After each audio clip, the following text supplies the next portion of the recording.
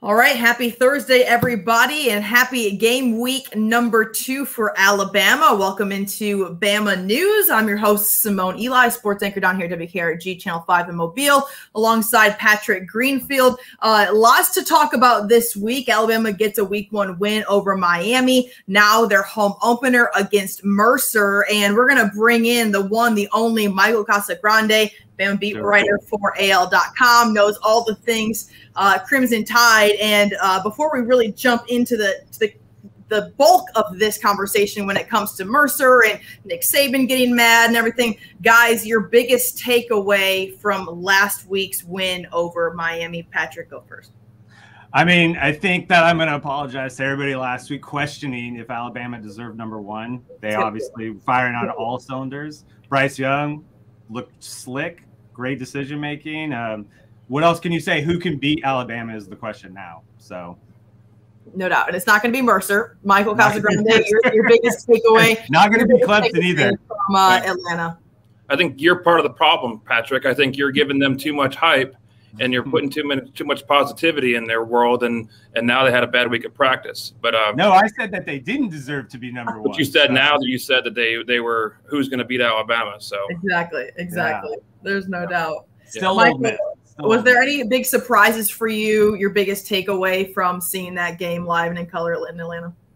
No, it was pretty much just about 90% of the Alabama football games I've covered over the past 12 years. It was they outsize, outspeed. They beat them pretty soundly. It wasn't very many questions after the first 3 or 4 possessions. You could tell how it was going to go.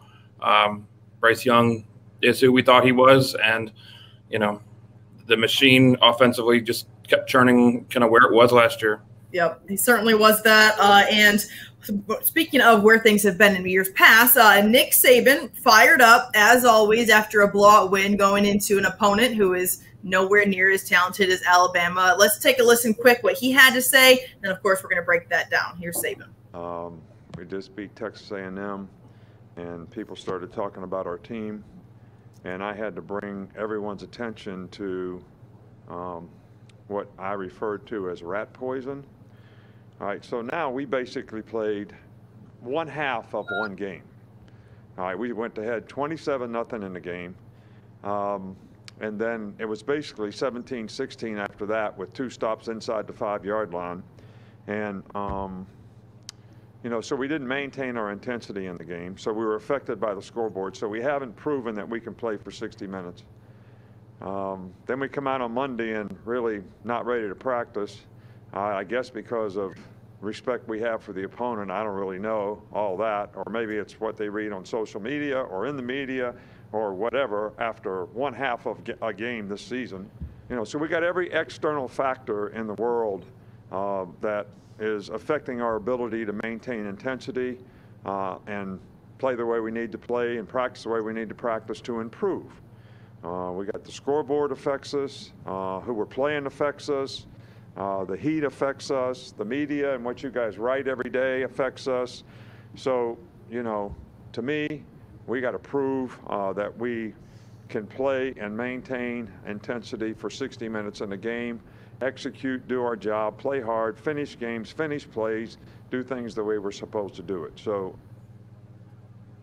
okay, so we've heard this before. Though he said it in a tone that seemed like multiple decibels lower than I've heard it in the past, but he hit on everything. Michael, it's your fault for what you write every day, all the things that you do, hyping up Alabama.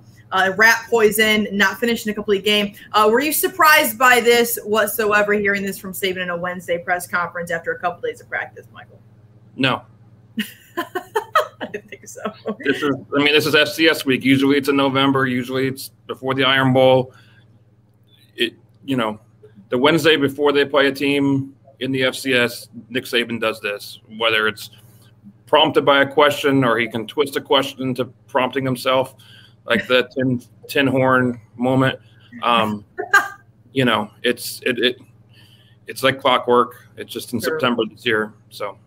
Yeah, no doubt. I mean, this is what makes him great, right? It wasn't like the we'll play anybody anywhere like tone or, like you said, decibels. But do you think this is just like the team a new team, they're reloading after 2019 and 2020, and that they have a little bit of that apathy, or is this just actually a Saban tactic?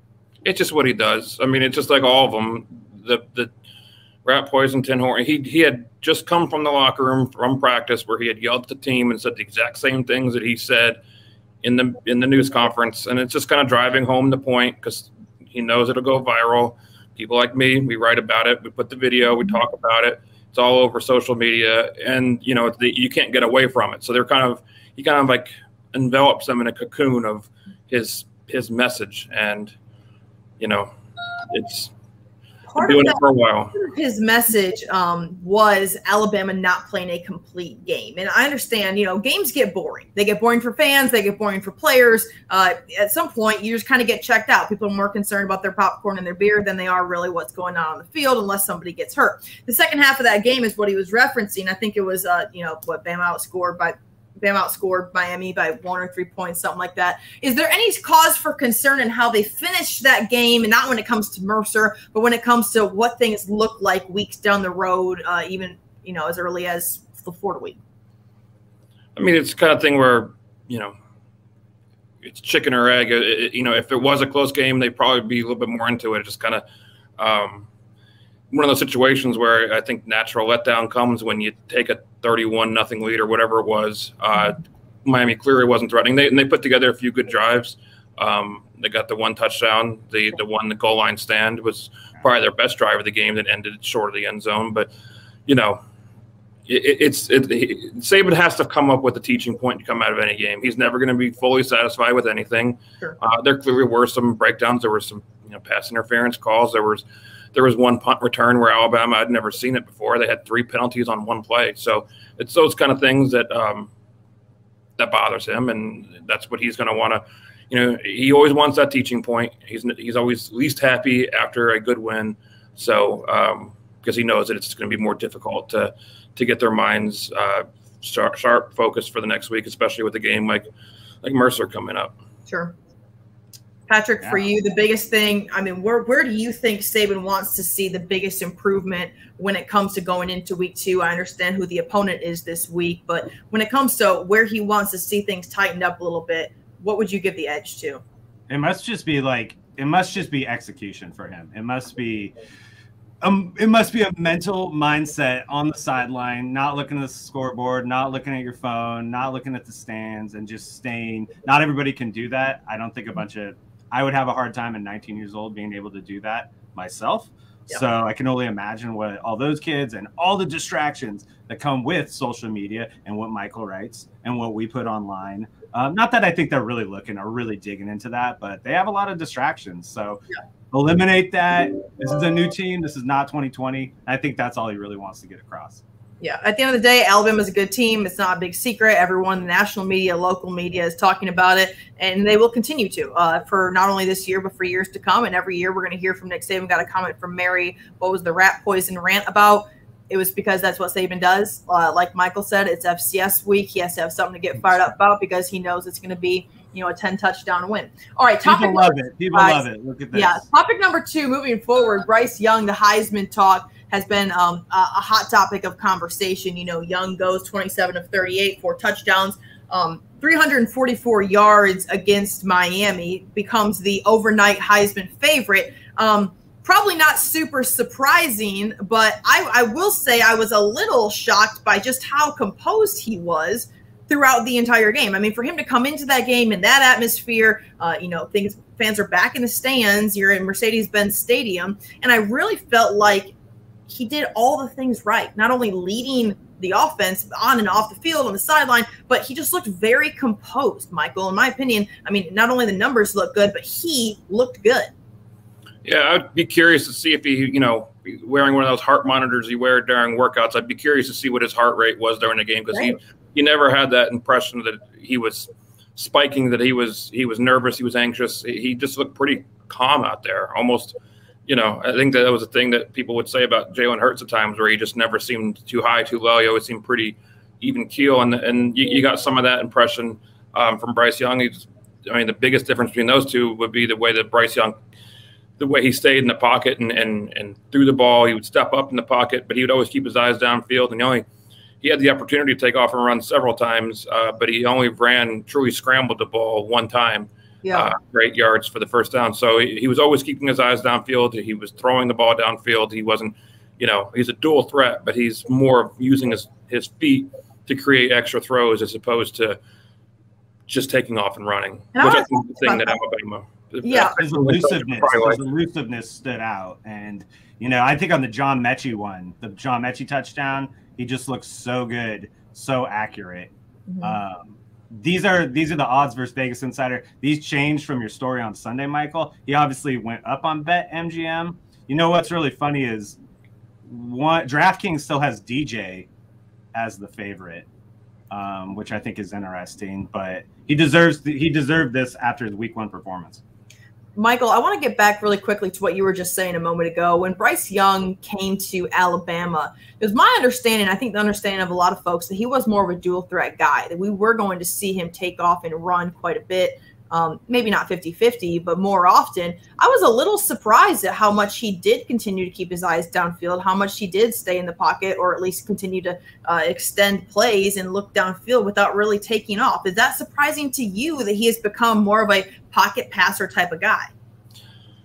Not that I followed his high school career and every game that closely, but from reading some of the scouting reports and seeing that some of the numbers, he didn't have like huge rushing numbers. I think between 300 and 400 rushing yards as a senior. And I think it was even his 24/7 sports scouting report noted that he's not a take off, tuck and run kind of dual threat, that it's more of a, I don't want to use Johnny Manziel as an example in a sense, but like that was a thing that would frustrate Saban and them when they were playing Texas A&M, that he could create so much with his feet behind the line of scrimmage and buy himself time and move around, and clearly not on that same level, but in the same concept of keeping his eyes downfield to throw it. And it puts a lot of stress on the secondary. Obviously, you can only guard people for so long, and the more you can run around, move around by that time, the odds are your receiver is going to find some daylight at some point. Yeah, I want to get your take, Patrick, on the pieces around Bryce Young. There was some talk going into game week from Saban looking for guys to maybe step up, be a little more consistent offensively when it comes to the pieces around Bryce Young. I was pretty impressed with players that stepped up, new players, plugging, it's just kind of like a rinse and repeat, regardless of the fact that Alabama did lose a lot of key guys at receiver. It seemed like guys were stepping up everywhere, especially offensive line. I would say this. We knew John Mechie was going to be great. He was awesome. Ohio State transfer Jameson Williams showed the track speed. He was amazing. But actually what I really liked, there's Cameron Latou. He was great. Michael, you could touch on the Billingsley thing in a second. But what I really liked actually was the running back. Brian Robinson was hitting them hard. Jace McCullen, Trey Sanders. That's about 7 guys to back up Bryce Young at any given time. I was pretty impressed with that in the skill positions. So, Michael, thoughts just on the pieces around Bryce? Yeah, nobody's there to say. I mean, you touched on him a lot. I mean, Jameson Williams, I've wrote about him in the preseason. I was looking up some of his track numbers because I know he was a speed guy, and he had some high school track numbers that were similar to Henry Ruggs. And people obviously liked Henry Ruggs, and his speed was definitely a thing in his 3 years at Alabama. And I think on that 94-yard touchdown, you saw his speed twice, beating the defensive back to the spot to the ball and then taking off down the sideline. The guy looked like he had an angle on him, and Jameson Williams just took off, hit another gear, and took off past him. So, they lost a lot from last year, but they are not walking in with an empty cupboard. I would say on the Jameson, the 94-yarder, I thought that was cool because right before that, they were pinned up against the end zone. I think it was the one time you're like, is this about to be a game? Is this about to be competitive? Is Miami going to switch this thing? And then it's just, to the house from Bryce Young. And that kind of blew the game away right there. So a lot of LOLs on Twitter. Another hot topic is, of course, being back at Bryant-Denny Stadium. Well, the crowd is going to be at full capacity. Game kickoff at 3 o'clock. There is some controversy involved in this. Don't want to get too many hot takes, but at the end of the day, with it's outdoors, masks are going to be required, I think, in elevators, things like that. Michael, I think you have a better understanding of what things are going to look like when it comes to game day in Tuscaloosa. Yeah, I mean, it's not going to look very different from pre-2020 football season. This is really not, they can't require anything by state law in terms of entry. It's pretty much just going to be the same thing. So we'll see what happens, see what kind of impact it has on the state that's already kind of struggling with things. So we'll see. I mean, obviously, as you can see, I got some of the things. There's tailgating will be allowed. Masks are required indoors, so elevators, club level. But there's no other requirements. There's no PCR test, negative COVID test. Alabama is asking if you are positive or have been exposed, isolating to not come to the game, stay away just for the day, get better. So hopefully, I mean, it's a lot of people are going to be screaming. It is going to be a sigh of relief for a lot of people. Know that. That is a positive about what will happen on Saturday. There will be I'm sure, 3 p.m. it's going to be sunny. Just hope everybody can stay safe and respectful of everybody else's space and privacy. So certainly what you hope for. And we want to know, are you going to the game? Let us know. Certainly what you hope for. Injury update, Michael. I know there's some significant, a significant one coming out of the Miami game. You hate to see anything this early in the season, guys getting injured, but any major issues that you see moving forward for the Tide right now, injury-wise? Nothing too big. Chris Allen obviously out for the year with his foot. He's at a position where he has 3 5-star guys behind him on the depth chart. So there's talent behind him. Youth. Yeah. Two sophomores and a true freshman, but I think they'll be all right there. Yeah, you had said something about Dallas Turner on Twitter the other day. Could you talk about him and Drew Sanders? Yeah, I mean, Drew Sanders is a sophomore. Played a lot behind Will Anderson last year, and Chris Allen. He played multiple positions in high school. I think he played some quarterback, receiver. He played a little bit of everything, but they have him as an outside linebacker, and I think he was pretty active out there when he got in the Miami game.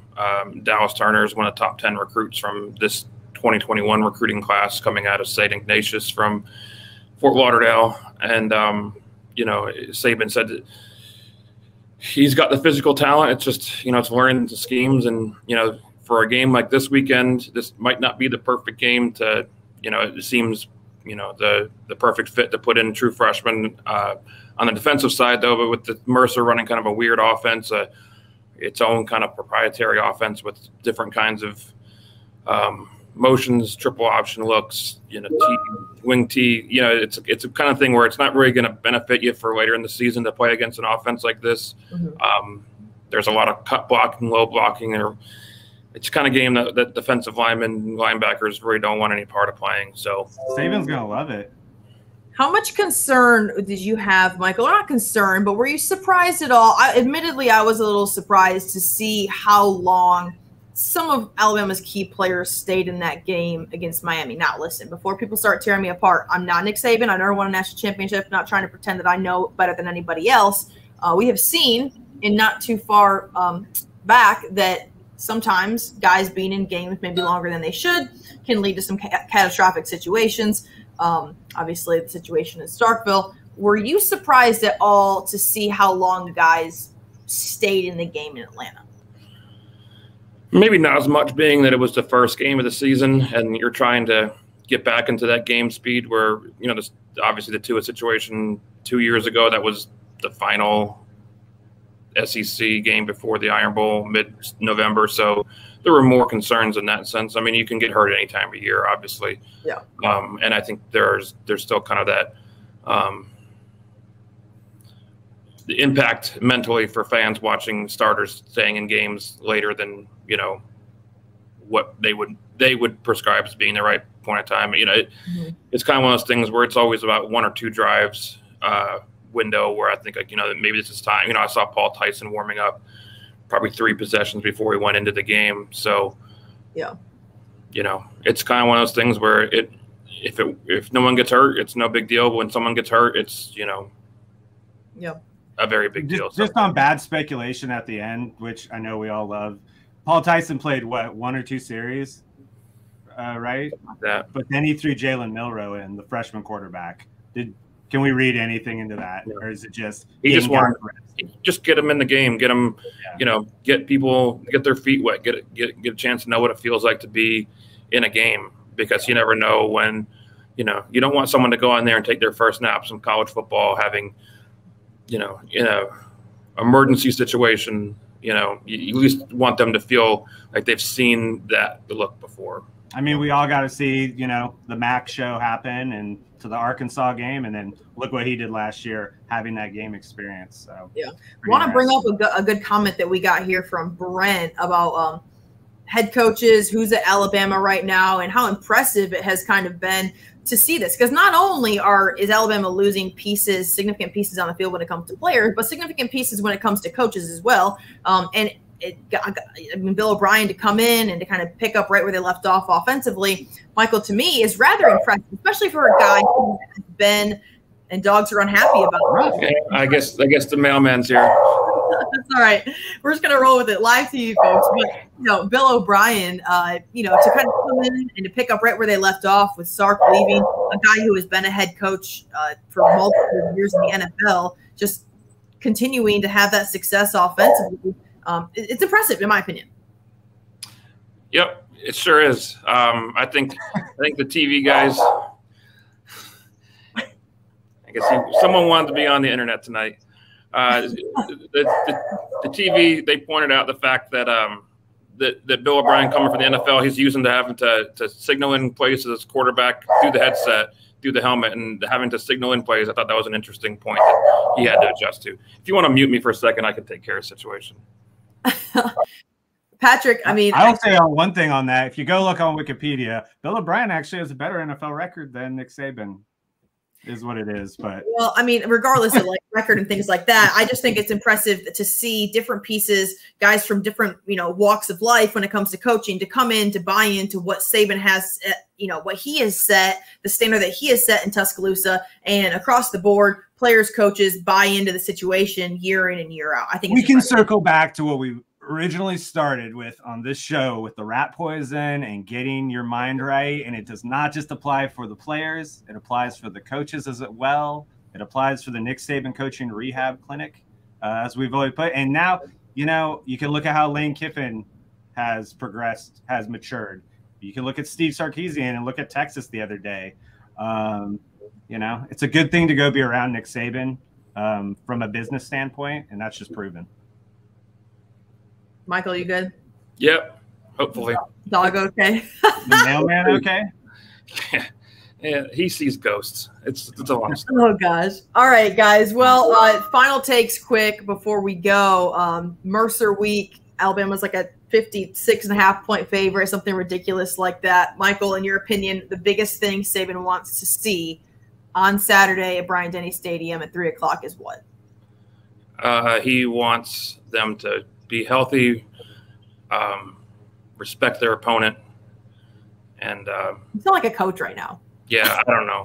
I mean, what do you? It's pretty clear. You don't want anyone to get hurt. He wants to win. You know, they're going to win. You know, I think he just wants their mindset to be in the right direction going into the next week against Florida, as opposed to like limping out of that game. I'd say my final takeaway is not even anything to do with the game. They will take care of business, and it'll be good reps for everybody playing. But really, it's for the fans. If you're going, you know, I'm sure there is going to be this sigh of relief on a beautiful day in Tuscaloosa. Just have a good time, stay safe, stay respectful, and yeah, enjoy it, because we've all been through a lot. All right, good stuff. 3 o'clock kick. Alabama taking on Mercer, home opener for the 2021 season at Bryant-Denny Stadium. We'll have all your coverage pre and post game right here on AL.com as well. For Michael, for Patrick, I'm Simone. Y'all have a great rest of your day.